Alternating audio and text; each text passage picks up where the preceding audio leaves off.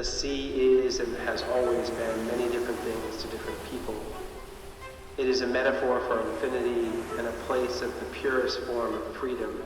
An escape for some, the sea is also a prison for others, full of doomed expeditions, shipwrecked sailors, and maniacal hunters.